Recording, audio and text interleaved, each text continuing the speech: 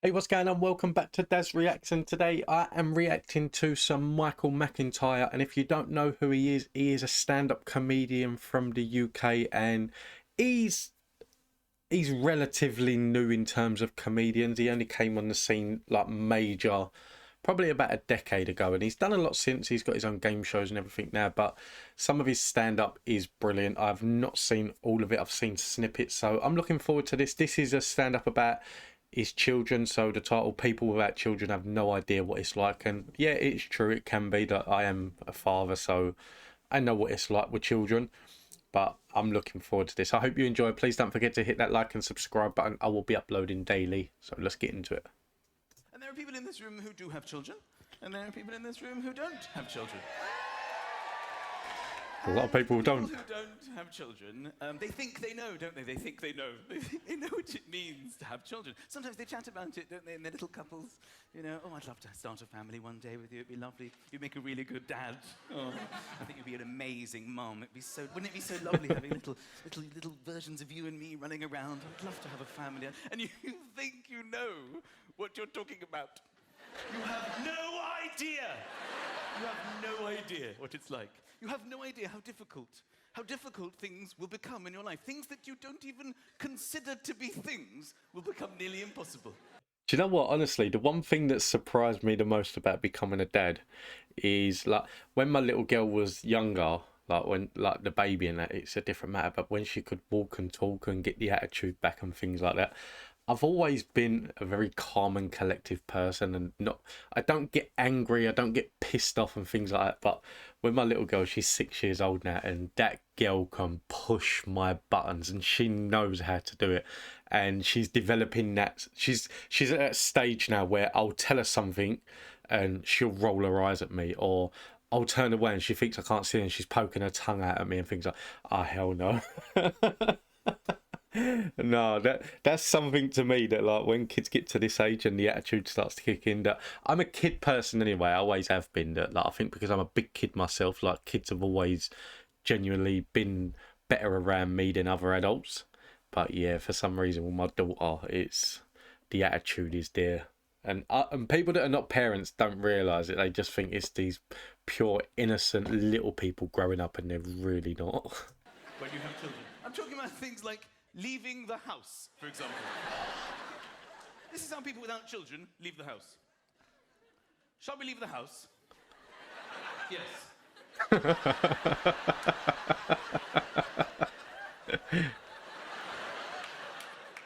This is how I leave the house almost every day. Lucas, Oscar, come downstairs. We're late. Why aren't you downstairs? Put your shoes on. I don't know where my shoes are. Put your shoes on. Go and find your shoes. Where did you see them last? On my feet. After that, get your shoes on. Come here, come here. Arms up, arms in, arms in, arms up, arms up, arms in. That's my wife. She's so tired, she can't dress herself.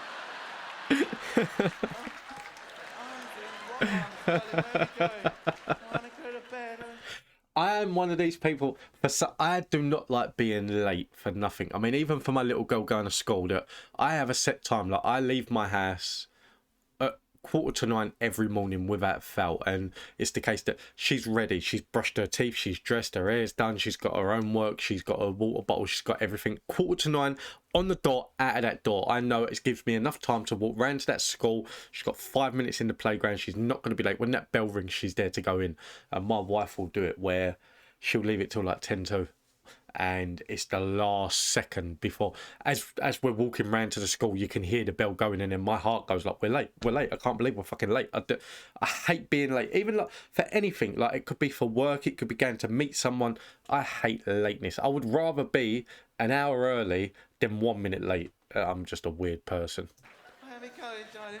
Darling, you've got Lucas's shoes on your hands. I found your shoes, darling. You put your shoes on. Where's Ozzy? Come downstairs! We're late! Put your coat on. I don't want to wear my coat. You know, people without children, you know how you do zips up? I've seen how much time you have in your lives. How you focus on it. You get the one with the fabric. You just pop it in, don't you? It nestles in. Then you pause, thinking about your free life and what you might want to do later that day. And then you just glide off, don't you? I think I have time for that shit in my life. Every single morning. Stay still. You're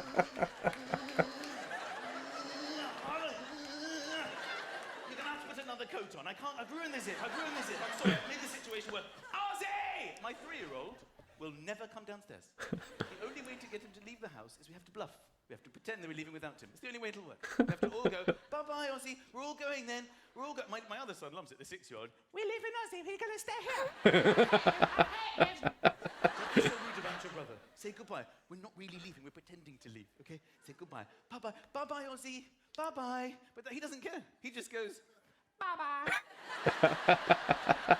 Then we have to come back in and explain to him, we're not really leaving, darling. We love you. It's okay. I'll buy you something if you come. Will you come if I buy you something?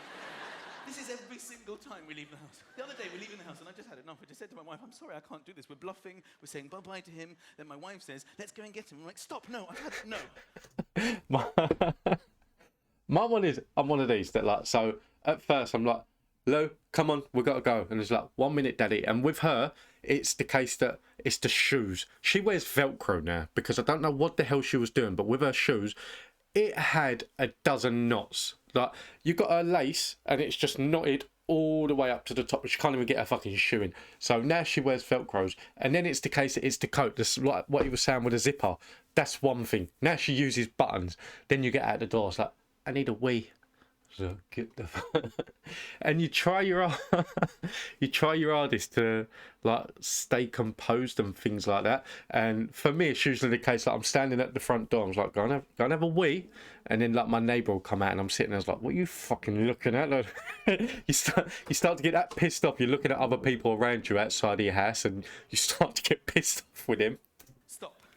I cannot go through this every single time we leave the house. It's driving me insane. Okay, I say we call his bluff. I think he has to learn a lesson. Okay, let's go. Let's just go. Let's go to Corfu. Let's have a dance. You've no idea what it's like. You childless people. You have no idea. Driving, you go driving. You drive in cars, don't you? Driving along. Yay! What's the biggest drama you have to put up with? Oh, it's a bit chilly. Oh, put the blower on. Oh, that's nice now. Oh, look, they've opened a new Carluccio. We should go there. We could go there any night. We could go there any night. Oh, what's this song? I love this one. Freedom! Freedom! I strap my children into the car. I work out what'll cut off the blood supply, then I ease it a bit. Stay there! We try and behave normally. Oh, what's this song? It's the wheels on the bus.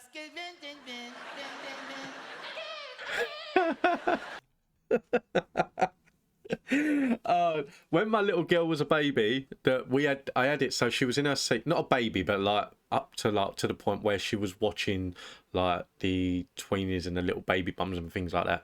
I had it so an iPad went on the back of the driver's seat, so she had it there. And the amount of times that I've drove listening to the tweenies song time, and I'm not gonna lie, even now my little girl is 6 years old and she's into all the Disney films and things like that now. But if I get into the car with her, if I'm with the wife, it's the radio's on.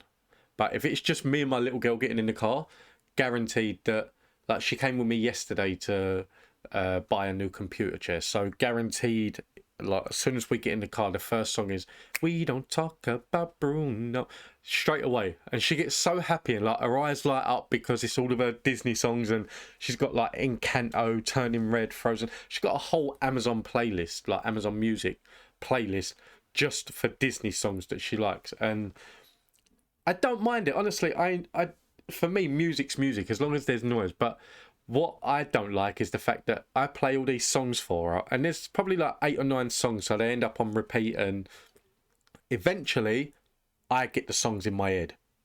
So I've done it before now, where I've got in the car, like changed the source straight to Amazon Music, and because the last time it was on was when she was in the car, it automatically starts playing the last playlist that was played, so it will come on, and I'm in the car on my own with the window open, playing Disney songs, singing along. on my own. If people look in the car and they see my little girl, it's fine because she's singing. They're like, ah, that's nice. He's a good dad. He lets her listen to Disney songs. But if I'm driving on my own and people are pulling up to me and I've got "We Don't Talk About Bruno" on, or "Do You Want to Build a Snowman?" Yes, I need to think more at times. There's a new Carluccio's there. We will never go there. The other day I was checking my children in the rearview mirror to see that they're safe. We're on the motorway, okay? You just angle it to check that they're both okay because, you know, you're looking after them. Neither of them were there. They had both wound the windows down and had their heads on the motorway out of the window. Both of them, either side. My wife and I just lost it. They can't hear us. They're having the times of their lives. It's funny though because like when I was a kid, there was obviously like my mum and dad, there was me, and I've got a brother and 3 sisters, so there was 5 kids, 2 adults. My dad had a Ford Metro that fits 5 people, so 2 at the front, 3 at the back, and it was a small car, so the 3 at the back had to be small people. We used to get 5 people plus luggage in that car to go on a caravan holiday, which was a 3-hour drive away, and we would cram every single person into that car. We would go for days out like dog racing and things like that and cram 5 people into that car. We had times where my dad would have a van from work and he would throw a mattress in the back of that van and say, there you go kids, sit on that. That was back in the 90s when things like that were the norm. Now it's the case that like we used to sit in the car. We never had seatbelts on. We used to just sit there looking out of the back window, like waving at the drivers behind us and then going like that, see what they do. Now it's the case that if my daughter moves in the car, it's like, you better not take that seatbelt off. If you touch that seatbelt, you're going to get a slap. I'm going to take that pad off. You're going to turn these Disney songs off. You better just sit still. And she's sitting there like... Yes. Things that I used to do as a kid, she's not doing. On the motorway, going 80 miles an hour to stick my head out of my window to try and communicate with my child. Get in the car! What are you saying? My wife's doing it too. Get in the car! What is it? All 4 of us had our heads out of the window.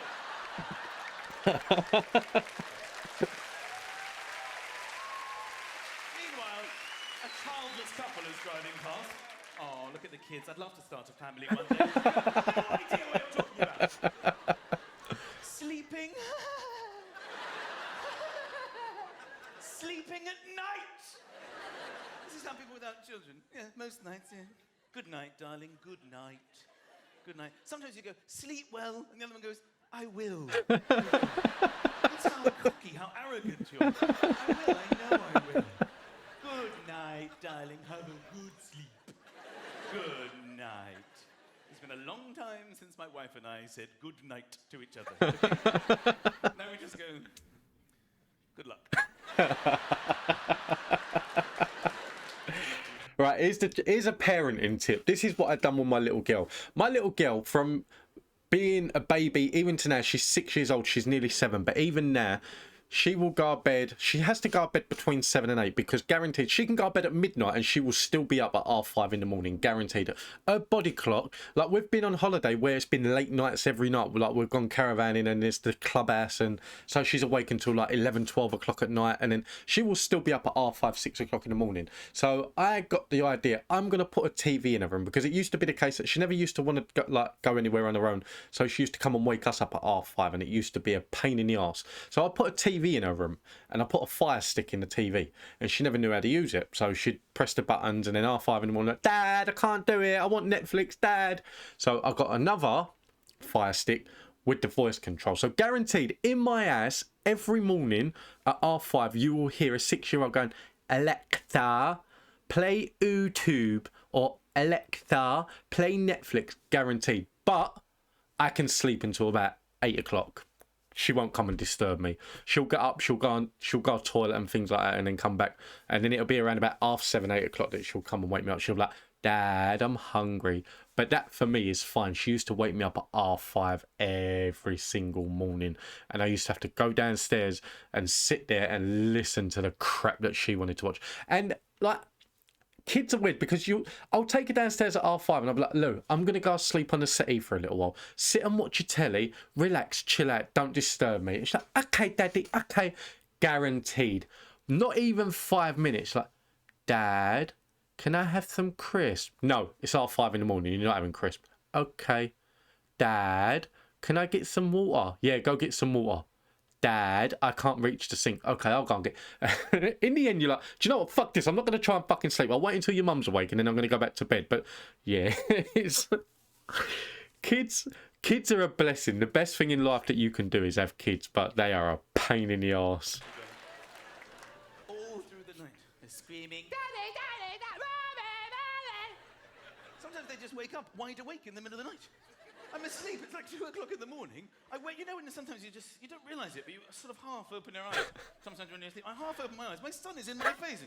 What are you doing here? What time is it? 2 o'clock in the morning, what do you want? I want to go to school. What are you talking about? It's to go back to bed. I've got my shoes on. You do, you found your shoes. I fixed my jacket. How did you... What are you doing? It's 2 o'clock in the morning, you idiot! Go to bed! Where's Ozzy? He's by the front door. He's never been there in his life! It's 2 in the morning! I have no idea.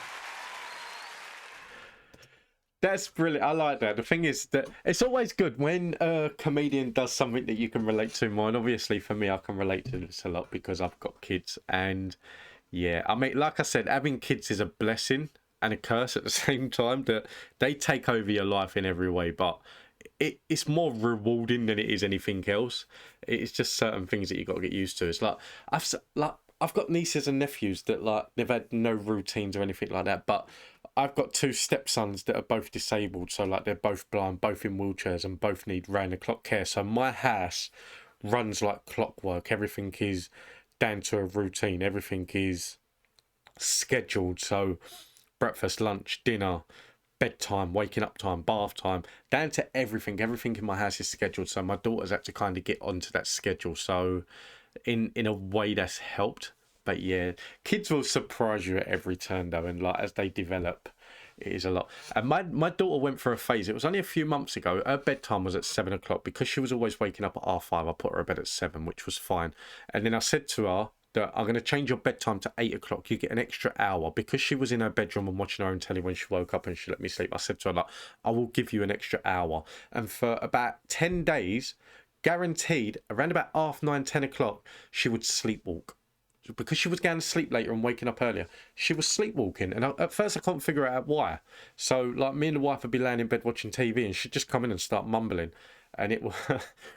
It was one night and she never slept walk, and we thought to ourselves, oh, it'd be fine. Like she's got used to going to bed at 8 o'clock now.